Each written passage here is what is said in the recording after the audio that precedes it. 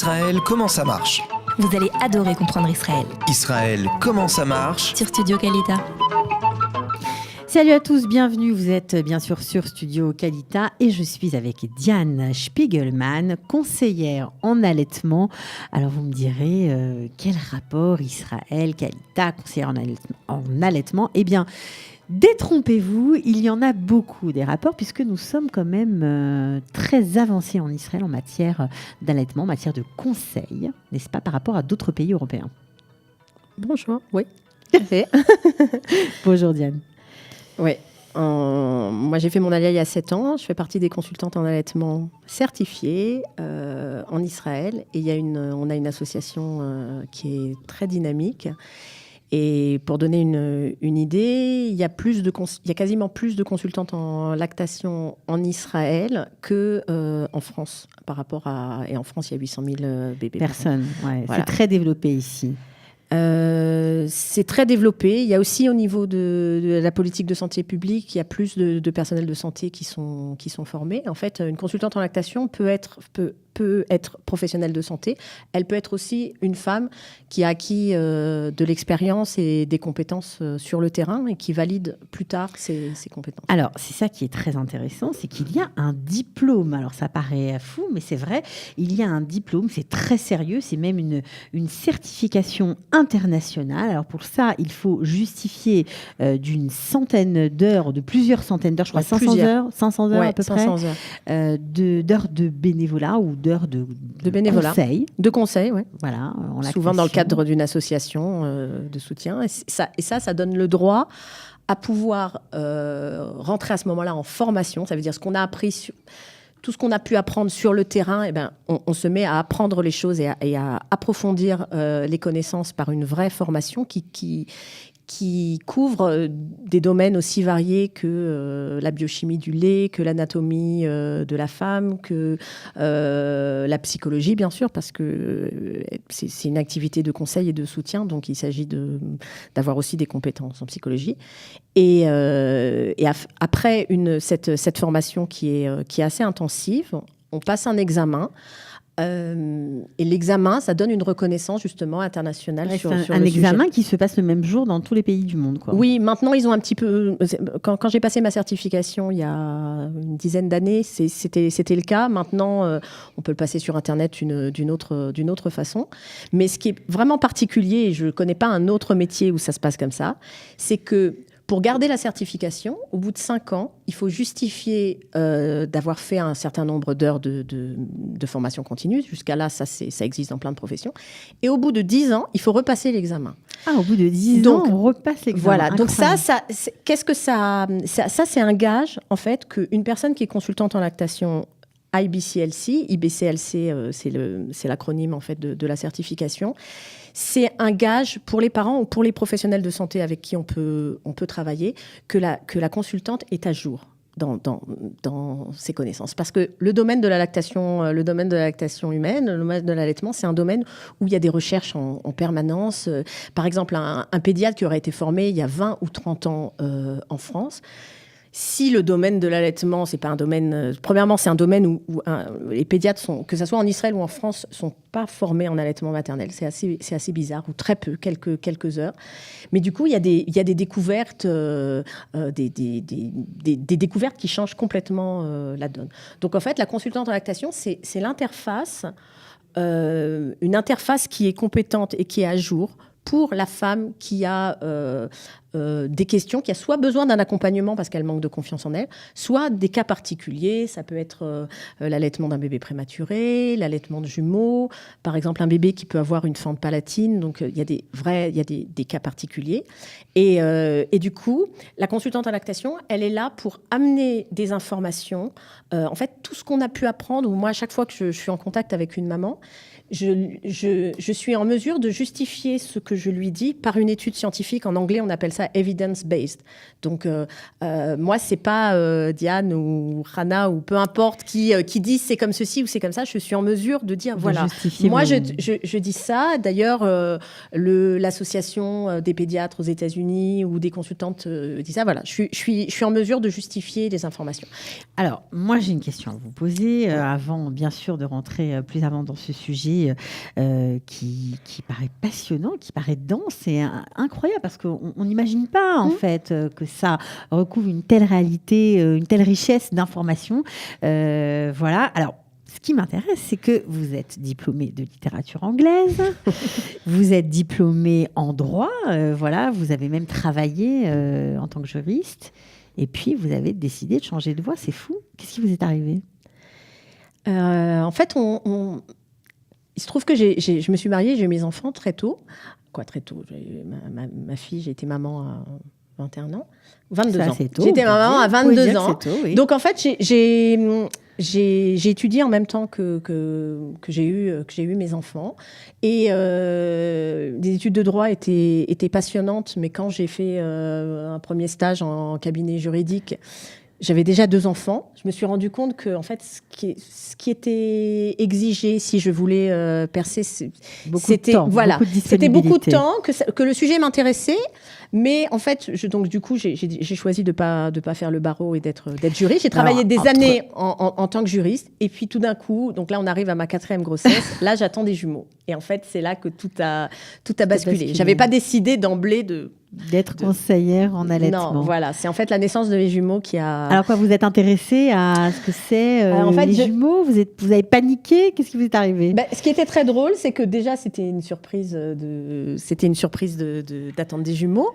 Et je ne savais pas du tout, mes jumeaux ont 15 ans, donc c'était il y a 15 ans, et je ne savais pas du tout si, à cette époque-là, est-ce qu'on peut allaiter des jumeaux ? Ça se fait de plus en plus, mais à l'époque, pas du tout.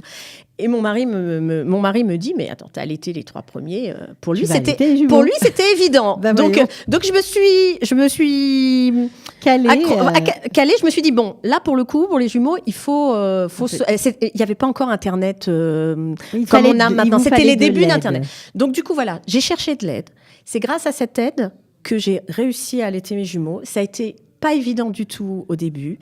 Finalement, ça a été un allaitement qui s'est très bien passé et qui a été réussi au-delà de ce que je pensais.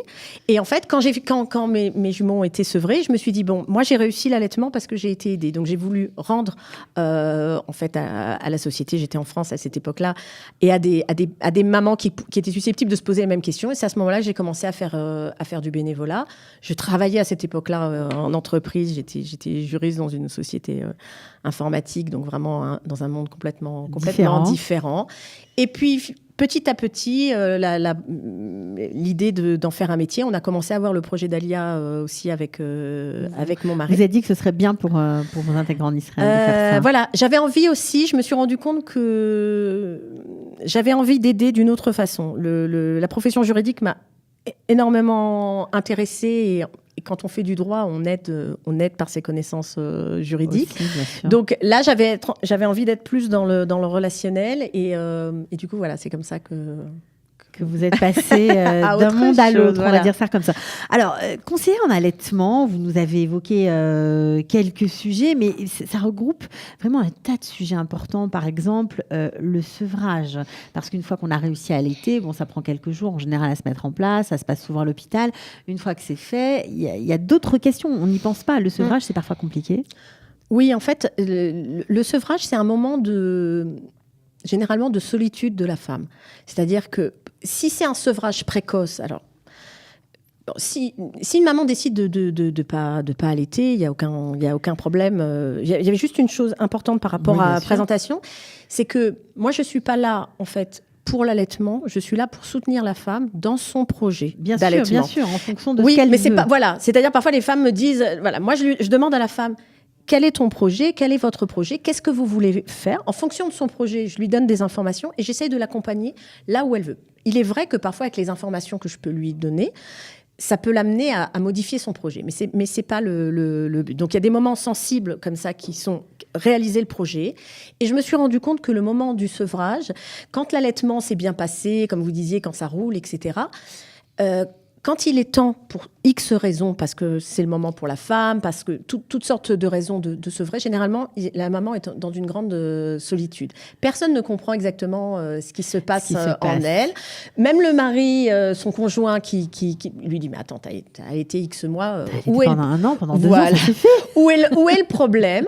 Et en plus, le sevrage, il y a un petit passage à vide aussi au niveau hormonal. Qui ressemble un peu au baby blues. Voilà. Donc, c'est important d'avoir une écoute. Très souvent, je ne rencontre pas les mamans exprès pour le sevrage, mais elles savent que pendant Vous êtes là. Pendant les étapes qui vont être importantes de leur allaitement, ça peut être aussi le retour au travail, le retour aux études, je les accompagne, la diversification. Au moment du sevrage... Diversification alimentaire ? Oui, la diversification alimentaire aussi. Par exemple, un bébé, elles me disent « Mais je ne comprends pas, mon bébé ne prend pas le biberon, etc. » Très souvent, les bébés allaités vont être des bons mangeurs d'emblée. Il y a certains qui ne prendront jamais le biberon.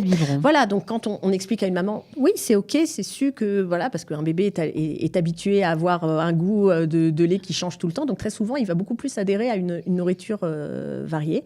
Et les mamans, elles savent qu'au moment du sevrage, on se fait un petit rendez-vous téléphonique. Parfois, on se rencontre. Et justement, je suis là juste pour accueillir ce moment et leur dire que je comprends vraiment comment elles se sentent. Et aussi, il y a parfois un bébé ou un enfant plus âgé qui va être sevré. Pour l'accompagner dans le sevrage, parfois, il va impliquer de compenser un peu le contact lacté qu'il y avait par parfois ressortir son porte-bébé qu'on n'utilisait plus pour avoir en fait un autre contact. Un contact physique. Voilà, avec se remettre à masser son bébé, ou bien être conscient qu'il y a un sevrage, c'est un passage. Donc moi, j'accompagne dans ce passage. Alors vous avez aussi dans votre métier une partie de votre travail qui s'appelle prévention. Vous faites énormément de prévention. Alors ça paraît un peu bizarre pour quelqu'un qui est profane, novice en la matière. Vous pouvez nous expliquer un petit peu pourquoi il y a besoin de prévention lorsqu'on est conseillère en allaitement ? En fait, autour de la naissance est une période sensible, donc vraiment une période heureuse. Il se trouve que, grâce à Dieu, toutes ces années où il y a les techniques de procréation assistée, très souvent, la naissance est attendue et pendant des années, etc. Et quand le bébé arrive, il y a aussi physiologiquement un état de faiblesse de la femme après l'accouchement, etc. Bon, on dit c'est les hormones, c'est le baby blues, etc. Mais en tant que consultante, on a l'occasion de participer plusieurs fois par an à des formations hyper intéressantes où les responsables en Israël font venir les meilleurs conférenciers internationaux. Ils les font venir en Israël pour passer 1 ou 2 jours avec nous de façon théorique et pratique. Et ces dernières années, on a eu pas mal de formations justement sur la prévention de la dépression postpartum, savoir où commence le baby blues, où commence la dépression postpartum. Il y a des signes, il y a des vraies connaissances. Et bien sûr, il y a plusieurs intervenants. Il y a l'Achot Tipat Halav qui a l'infirmière de Tipat Halav qui fait un certain travail, etc. Mais toutes les personnes qui sont en contact avec la maman peuvent parfois justement voir des choses et être justement une courroie de transmission en disant écoute, voilà. Et il y a aussi ce qui est aussi les réseaux sociaux sont formidables de par leur soutien. Mais sur les réseaux sociaux, ça peut partir un peu dans tous les sens. Par exemple, une femme qui sent qu'elle n'arrive pas à regarder son bébé ou s'occuper de son bébé à 4 semaines après la naissance, sur les réseaux sociaux, on va dire c'est un baby blues. Non, c'est pas un baby blues. Ça veut dire, par exemple, c'est un signe que... C'est un signe qu'il faut aller en parler à son gynéco.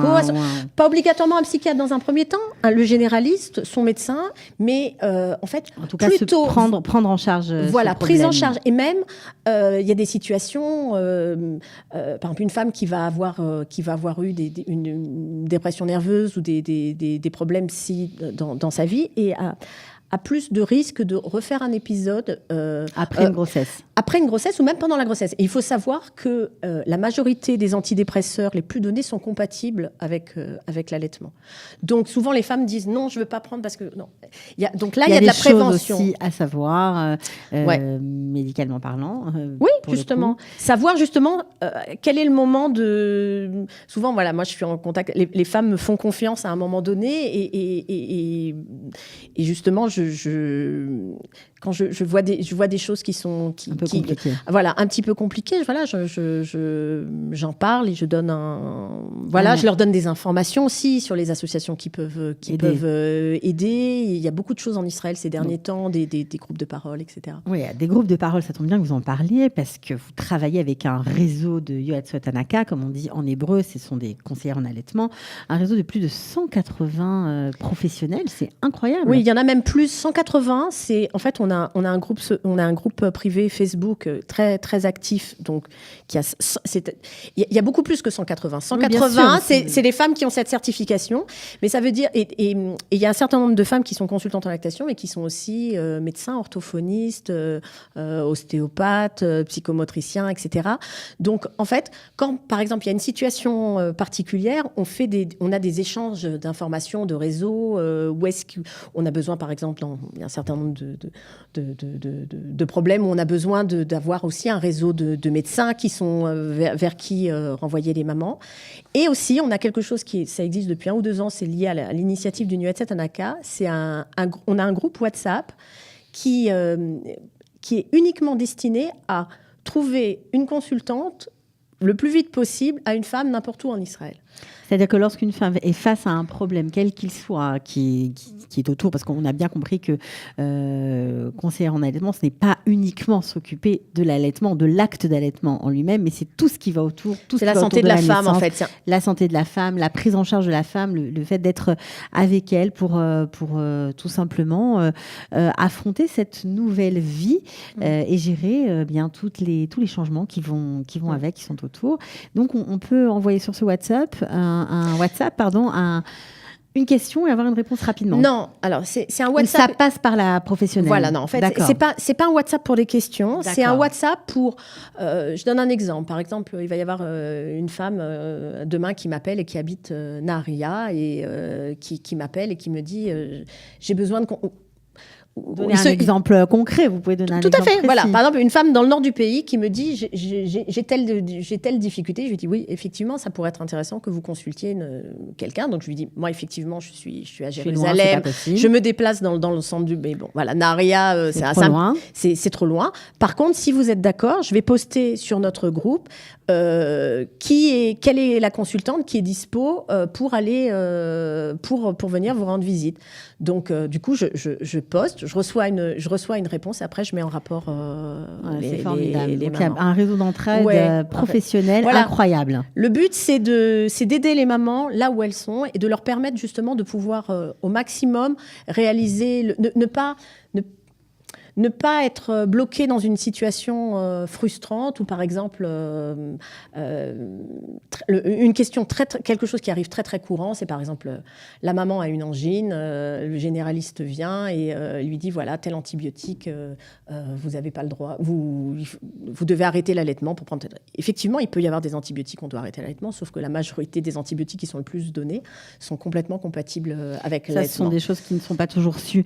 Alors vous avez parlé, Diane, en début d'émission, d'avoir voulu aider autrement. C'est pour ça que vous aviez changé de métier. Alors, quel est le souvenir ou quelle est la fois où vous avez aidé une maman et que ça vous a marqué, vous êtes vraiment senti utile? J'imagine qu'il doit y en avoir plusieurs, mais une. Je vais donner un exemple qui va probablement surprendre. C'était il y a quelques années, c'était à Sharet Zedek. On m'a appelé pour soutenir une maman. Je trouve que c'est une maman francophone qui était un peu hystérique parce qu'elle demandait un médicament pour arrêter d'allaiter.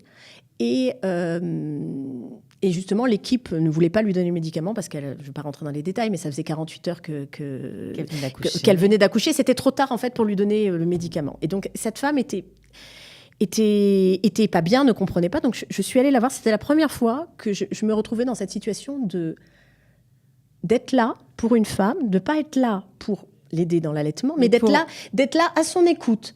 D'être là à son écoute, de comprendre. Et en fait, cette femme, c'était pas tant qu'elle voulait arrêter d'allaiter, c'est qu'elle était complètement paniquée par son retour à la maison avec 5 enfants super rapprochés. C'était la veille de Pessard. Bon. Et donc, j'ai été là, je me suis sentie... C'était la première fois que j'étais là dans ce cas particulier. Et je me suis qu'elle puisse arrêter d'allaiter. Ouais. Et en fait, je lui expliquais qu'est-ce qu'elle devait faire. Je lui expliquais que l'équipe avait raison de ne pas vouloir lui donner ce médicament parce qu'on avait déplacé, mais que si c'était son projet de vouloir... Si elle décidait justement de ne pas vouloir allaiter, il y avait d'autres façons, il y avait d'autres choses à faire qui étaient beaucoup plus douces, etc. Et donc cette femme déjà c'est calmée. C'est calmée. Il se trouve, comme elle était française, on a échangé nos coordonnées. Quelque temps après, elle m'a contactée. Elle m'a dit qu'est-ce que vous en pensez? Est-ce que je peux remettre mon bébé au sein? Et je lui ai dit oui. C'était une semaine après, peu importe. Je ne sais pas ce qui s'est passé avec cette histoire.